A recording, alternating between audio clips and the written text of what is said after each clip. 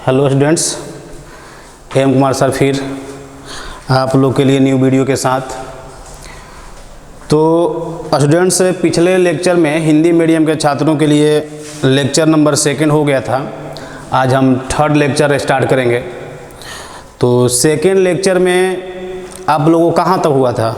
2nd lecture के last में आप लोग को हम नॉर्मलिटी बता दिए थे, नॉर्मलता तक हो गया था नहीं।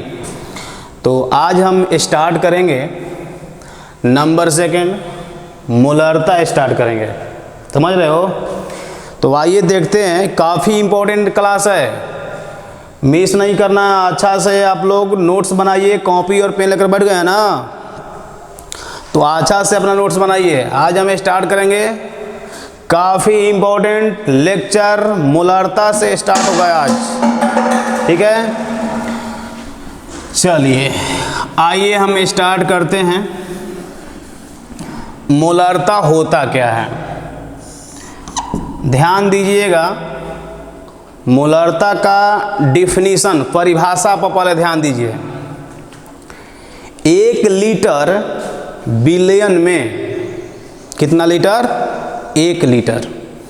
1 लीटर बिलियन में विलेय का जितना मोल उपस्थित होगा ना, उस मोल की संख्या को हम बोलते हैं मोलरता। जैसे देखो, एक छोटा सा उदाहरण से आपको हम समझा रहे हैं। यह जो हम बिलियन यहाँ लिए हैं, यह बिलियन लिए हैं हम 5 लीटर। कितना लीटर? 5 लीटर बिलियन लिए हुए हैं।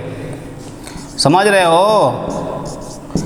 इस 5 लीटर के बिलियन में हम ऊपर से देखिए क्या मिला रहे हैं, 10 मोल चीनी को मिला रहे हैं। चीनी विलेय है।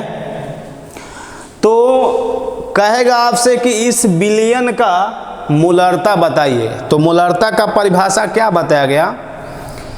1 लीटर बिलियन में जितना मोल उपस्थित होगा, ये कितना लीटर है? 5 लीटर। तो 5 लीटर बिलियन में 10 मोल उपस्थित है, तो 1 लीटर के बिलियन में कितना उपस्थित होगा? 10/5 कितना? 2। तो कहेंगे इस बिलियन का मोलरता 2 है। 1 लीटर के बिलियन में जितना मोल उपस्थित होगा उसको बोलेंगे हम मोलरता। तो आप यहाँ लिख सकते हैं कि इस बिलियन का मोलरता कितना है? तो मोलरता इसका 2 है। चलिए परिभाषा लिखिए मेरे साथ। किसी बिलियन के 1 लीटर में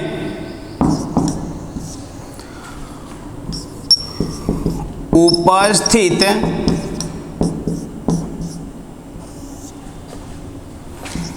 विलेय के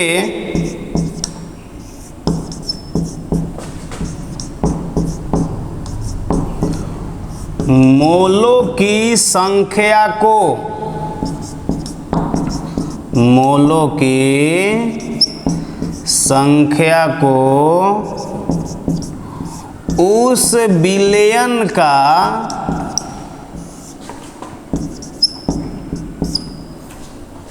मोलरता कहते हैं।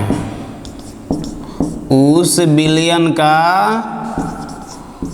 मोलरता कहते हैं। समझे? तो आप लोग जल्दी से इसको प्रिंट कीजिए। 1 लीटर के बिलियन में जितना विलेय का मोल उपस्थित होगा उसको हम बोलेंगे मोलरता। देखिए इसका परिभाषा जो है नॉर्मलता से मिलता जुलता है। नॉर्मलता का परिभाषा था 1 लीटर बिलियन में विलेय का जितना ग्राम तुल्यांक उपस्थित होगा, जितना ग्राम तुल्यांक उपस्थित होगा उसको बोलते हैं नॉर्मलता। और 1 लीटर बिलियन में जितना मोल उपस्थित होगा उसको बोलेंगे हम मोलरता। कहने का मतलब कि दोनों जो है ना, नॉर्मलता और मोलरता, ये दोनों एक ही लीटर में होता है। नॉर्मलता में विलेय का ग्राम तुल्यांक प्रेजेंट रहता है, उपस्थित रहता है, समझे। और मोलरता में विलयन में क्या उपस्थित रहता है, विलेय का मोल उपस्थित रहता है। बस यही है, लिख लिए होंगे। यहां से मोलरता का आप एक छोटा सा फार्मूला लिख सकते हैं। देखिए फार्मूला क्या है मोलरता का। मोलरता बराबर, देखो कैपिटल एम से किया जाता है। मोलरता बराबर क्या होता है, विलेय का मोल बटा में क्या होता है, बोलो, विलयन का आयतन। किस में होता है आयतन, बोलो ना, लीटर में होता है।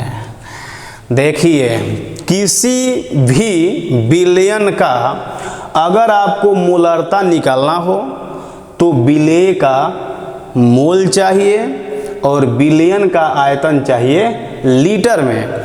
ध्यान दीजिएगा, किसी भी एग्जाम में किसी भी न्यूमेरिकल में पूछा जाएगा आपसे मोलरता बताइए, तो आप जितना इसको समझ रहे हैं आसान, उतना आसान पूछेगा नहीं। आप क्या समझ रहे हैं कि विलेय का मोल आपको क्वेश्चन देगा, नहीं देगा। विलेय का मोल चाहिए, ध्यान देना यहाँ पर, और विलेय का मोल नहीं देगा आपको, विलेय का ग्राम देगा। वो कहेगा चीनी जो है, ये आसान के लिए, हम तो बताने के लिए बोले हैं ना कि आपको ये समझ में आ जाए। आप क्या समझ रहे हैं कि ये चीनी का 10 मोल आपको देगा, मोल नहीं दिया रहता है, क्या देगा, ग्राम देगा। तो आपके अंदर कैपेसिटी होना चाहिए, किसका कैपेसिटी, उस ग्राम को मोल में बदलने की कैपेसिटी। अगर आपको ग्राम को मोल में बदलने नहीं आएगा तो फिर आपके लिए मोलरता जो है थोड़ा सा कठिन हो जाएगा, समझ रहे हो। विलयन का आयतन चाहिए किस में, लीटर में। लीटर में दे दिया है तो बहुत अच्छा बात है, लेकिन आपको देगा नहीं, किस में देगा, तब विलयन का आयतन देगा मिलीलीटर में, समझे। तो इसमें क्या करेंगे आप, 1000 से भाग दे दीजिएगा, बदल जाएगा या लीटर में, और तब यहाँ रख दीजिएगा, समझे। कहे कि सर ग्राम को हम मोल में कैसे बदलेंगे, आइए देखिए कैसे बदलेंगे ग्राम को मोल में। यहाँ पर देखिए मोलों की संख्या बराबर क्या होता है, तो होता है द्रव्यमान, किस में, ग्राम में, समझ रहे हो। द्रव्यमान ग्राम में, और ये क्वेश्चन देगा आपको, बोले है ना ग्राम दिया रहेगा, उसको बदलना है मोल में, तो ये कैसे बदलेंगे, तो द्रव्यमान ग्राम में और बाटा में होता है अणु द्रव्यमान, समझे। उसका अणु द्रव्यमान वहीं मोलेक्युलर मास, अणु भार भी लोग इसको बोलते हैं, समझा। निकाल करके यहाँ रख देंगे, भाग दीजिएगा तो मोल आ जाएगा, और तब हम यहाँ रख देंगे। आया, चलिए अब एक छोटा सा प्रश्न है, उसको आप लोग लिखिए। ये तो समझ गए ना। चलिए एक छोटा सा प्रश्न है, उसको आप लोग लिखिए, देखते हैं बनाने आप लोग को आ रहा है कि नहीं। क्वेश्चन लिखिए, 2.33 ग्राम BaSO4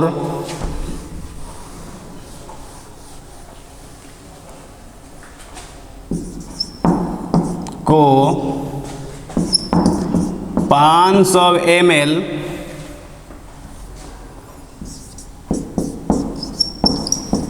विलयन में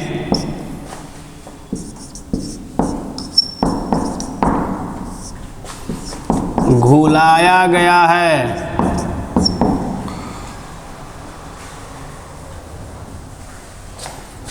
तो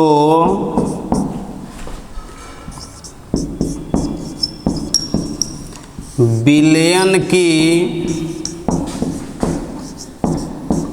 मोलरता ज्ञात करें। समझ रहे हो? मोलरता ज्ञात करें। तो देखिए, जैसे ही आपसे पूछेगा तुरंत आप क्या कीजिएगा, मोलरता बराबर होता क्या है पहले उसका फॉर्मूला लिख दीजिए। तो आपको फिर लिख दे रहे हैं, देखिए, मोलों की संख्या बटा में बोलो क्या होता है, बोलो विलयन का आयतन किसमें, लीटर में जी। देखो, मोलरता निकालने के लिए मोलों की संख्या चाहिए, तो मोलों की संख्या क्या दिया हुआ है, विलेय का मोल दिया हुआ है, ग्राम दिया है। तो इस ग्राम को मोल में बदलने आना चाहिए, नहीं तो भाई दिक्कत है। अगर आपको मोल में बदलने नहीं आ रहा है तो फिर आपके लिए थोड़ा सा कठिन रास्ता होने वाला है। तो यहाँ से आप मोल में बदलेंगे किसको, इस ग्राम को। तो अभी तुरंत बताए थे फॉर्मूला, देखिए कैसे बदलेंगे। मोलों की संख्या बराबर बोलो क्या होता है, द्रव्यमान ग्राम में तो दिया हुआ है 2.33 और बटा में होता है अणु द्रव्यमान। तो अणु द्रव्यमान आपको निकालने आना चाहिए, याद चाहिए, तभी जाकर के होगा। बेरियम का होता है 137, सल्फर का होता है 32, ऑक्सीजन का 16 होता है। तो 4 में ऑक्सीजन है, कितना हो जाएगा 64। ये जोड़िएगा ना तो आएगा 233, समझे? तो ये कैंसिल हो जाएगा, कितना आएगा ये 1/100 मोल। तो ये मोल तो आ गया। इस मोल को क्या करेंगे हम, इस मोल को यहाँ रखेंगे, हो गया। विलयन का आयतन चाहिए किसमें, लीटर में। दिया है लीटर में, नहीं दिया है, वो दिया है ml में। आ रहा समझ में? तो इस ml में 1000 से भाग दे दो, बदल जाएगा लीटर में, और तब यहाँ रख दीजिएगा। उसके बाद उसका कैलकुलेशन कर दो मोलरता। दिक्कत है नहीं ना? चलिए बदलिए उसको। विलयन का आयतन, देखो देखो, विलयन का आयतन बराबर बोलो क्या करेंगे हम, 500 में 1000 से भाग दे देंगे, ये आएगा 1/2। क्या हो गया ये, लीटर। तो लीटर मिल गया, तो यहाँ रख दो।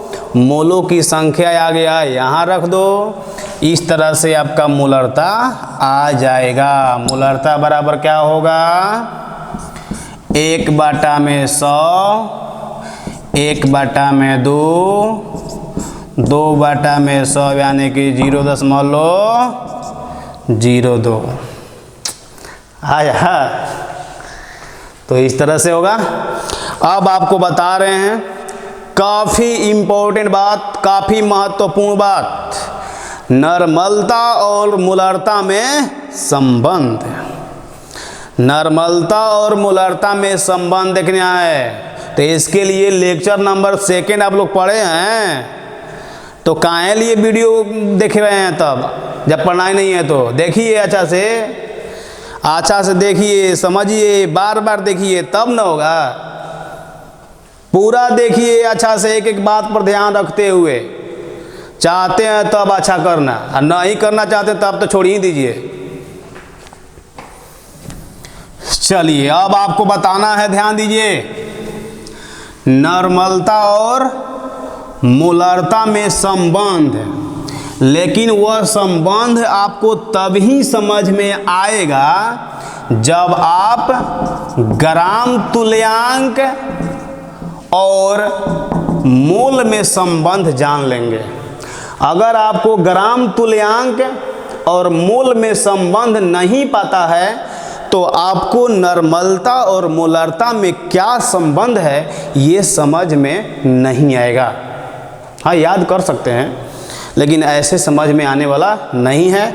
इसलिए नॉर्मलता मोलरता में संबंध बताने से पहले आपको हम बताएंगे ग्राम तुल्यांक और मोल में संबंध। तो हेडिंग लिखिए, ग्राम तुल्यांक और मोल के बीच संबंध है। ग्राम तुल्यांक, ग्राम तुल्यांक और मोल के बीच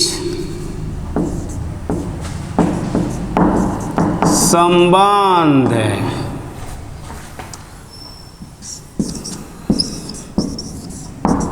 relation between gram equivalent and मोल। देखिए इसके लिए आपको जो 3 फार्मूला पीछे बताया गया है वो तीनों फार्मूला जो है आपको आना चाहिए, आना तो फिर दिक्कत होगा। पहला फार्मूला देखिए क्या है। पहला फार्मूला है ग्राम तुल्यांक का। ग्राम तुल्यांक, ग्राम तुल्यांक बराबर होता है विलेय का द्रव्यमान, देखते जाइएगा, विलेय का द्रव्यमान किसमें चाहिए, ग्राम में, समझे। बाटा में बोलो क्या होता है, बोलो, आ रहा है समझ में जी। बाटा में होता है तुल्यांकी भार। अब तुल्यांकी भार आप लोग देख लीजिएगा लेक्चर नंबर 2 में तुल्यांकी भार कैसे निकाला जाता है। ग्राम तुल्यांक बराबर ये बता दिया गया, विलेय का द्रव्यमान चाहिए ग्राम में और बाटा में क्या चाहिए, तुल्यांकी भार। बोलिए तुल्यांकी भार बराबर क्या होता है, बोलिए जल्दी से। तुल्यांकी भार बराबर देखिए क्या होता है, अणु द्रव्यमान। देखिए भाई नहीं समझ में आएगा अपना दोष दीजिएगा। अणु द्रव्यमान, समझे। और बट्टा में होता है धनायन ऋणायन की संख्या। धनायन मतलब प्लस, ऋणायन मतलब माइनस आवेश। चलिए बट्टा में होता है धनायन या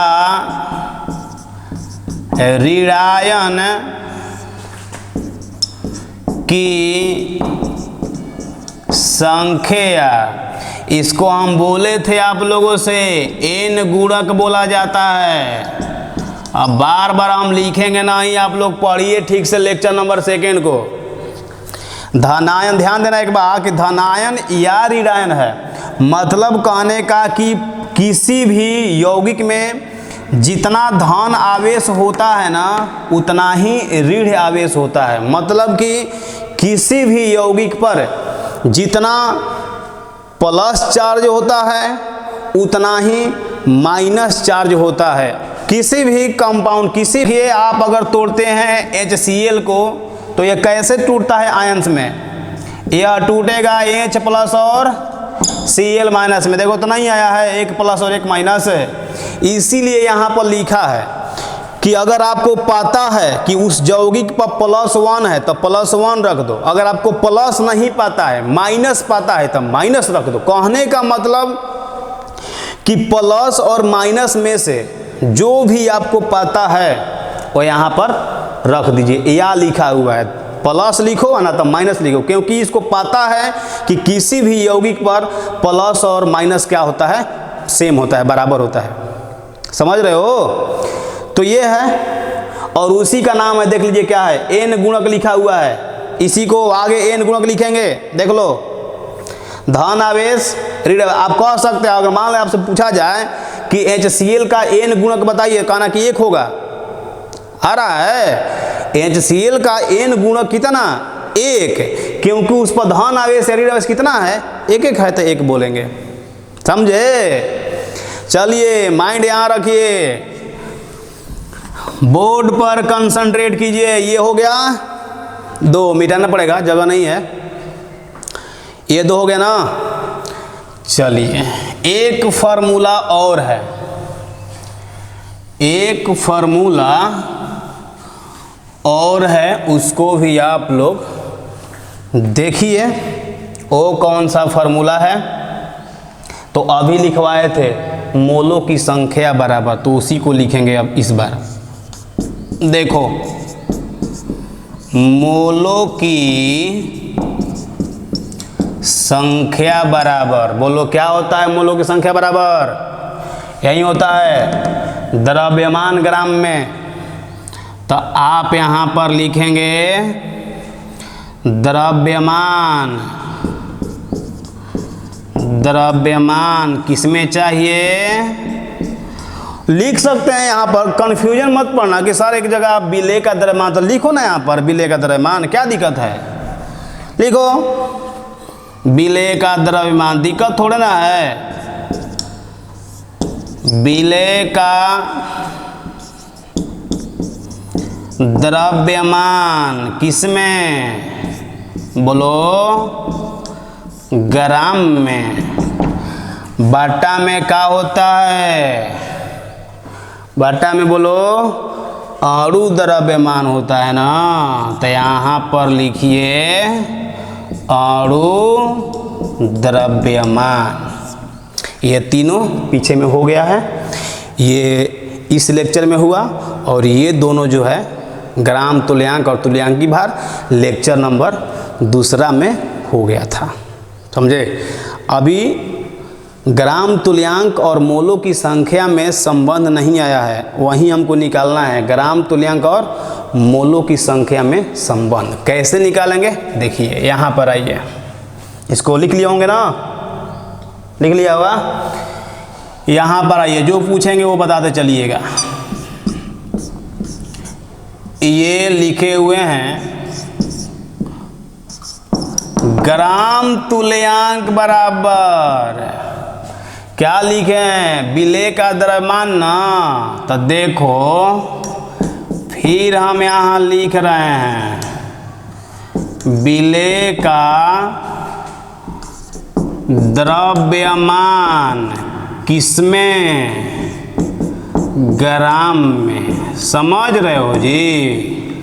बट्टा में क्या लिखे हैं, तुल्यांकी भार। तो ध्यान देना यहाँ पर, क्या तुल्यांकी भार की जगह पर, तुल्यांकी भार के जगह पर हम ये लिख सकते हैं क्या, तुल्यांकी भार वाला इतना होता है ना, तो इसको हम रखेंगे तुल्यांकी भार के जगह पर। तो जब इसको हम उठा करके यहाँ रखेंगे तो ये तो अणु द्रव्यमान तो नीचे, लेकिन ये ऊपर चल जाएगा ना, आ रहा है। तो इसको पूरा उठा करके यहाँ रखिए, तो यहाँ जैसे ही आप इसको रखेंगे ये ऊपर, नीचे वाला क्या हो जाएगा, ऊपर चला जाएगा। तो ऊपर चला जाएगा तो देखिए उस केस में आप क्या लिखेंगे, यहाँ लिखेंगे आप अणु द्रव्यमान, समझा। और ये एन गुणक क्या होगा ऊपर, तो यहाँ आप लिखेंगे ऐसे करके, क्या लिखेंगे एन गुणक लिखेंगे, समझा। ऐसे देखो तो विलेय का द्रव्यमान ग्राम में, अणु द्रव्यमान, ये क्या यही है मोलों की संख्या।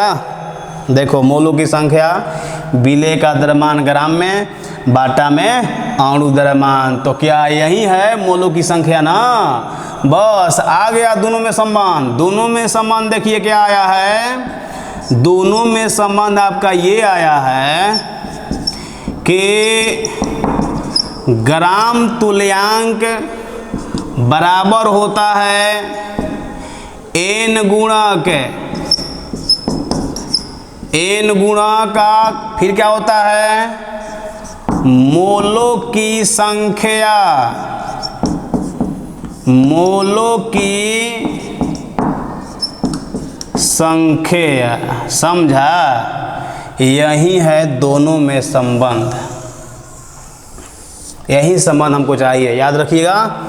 ग्राम तुल्यांक बराबर होता है एन गुणक और गुणा होता है मोलों की संख्या। कहने का मतलब कि मोल में अगर एन गुणक से हम अगर गुणा कर देते हैं तो ग्राम तुल्यांक आ जाएगा। लेकिन सवाल बोलना मत, एन गुणक जो है भूत नहीं है, पागल कहीं के। एन गुणक जो है ना वो आवेश है, किसी भी यौगिक पर धन आवेश या फिर ऋण आवेश की संख्या को कहा जाता है। माइंड में सेट करो इसको, जा रहा है कुछ ना।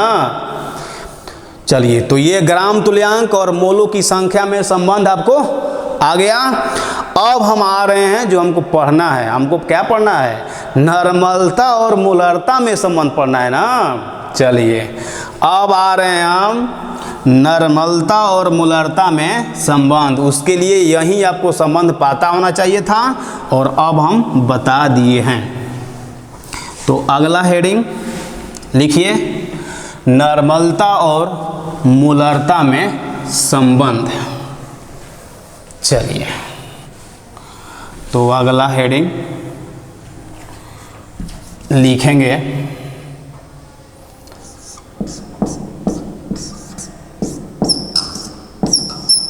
नॉर्मलता और